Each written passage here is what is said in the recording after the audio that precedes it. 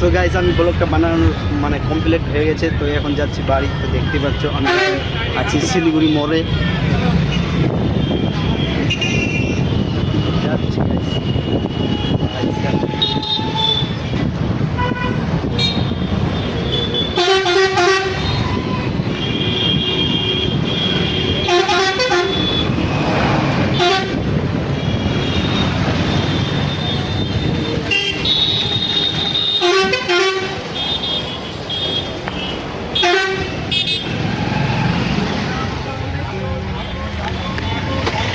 দেখতে পাচ্ছ রায়গঞ্জে কতটা ভিড় ভাই, কতটা ভিড়।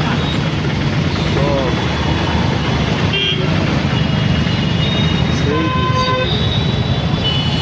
ট্রাফিক কতটা traffic।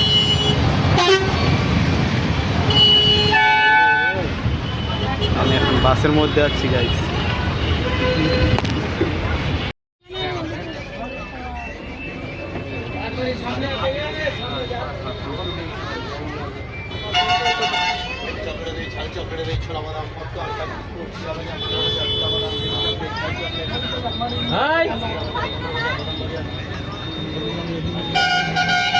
গাছ ব্লগ বানানোর জন্য আসছিলাম, তো ভাই অনেক গরম লেগে গেছিল, তো ব্যাংকের মধ্যে ঠান্ডা এসি হাওয়া খাওয়ার জন্য ভিতরে গিয়েছিলাম। ভাই ওখানটায় দুইটা দিদি আমার সাথে এমন এমন কথা বললো, সেই লাগলো ভাই।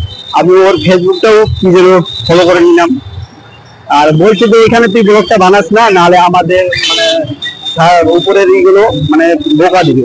তো আমি ওখানটায় ব্লগটা বানাইনি, তো গাছ দেখাতে পারলাম না তোমাদেরকে।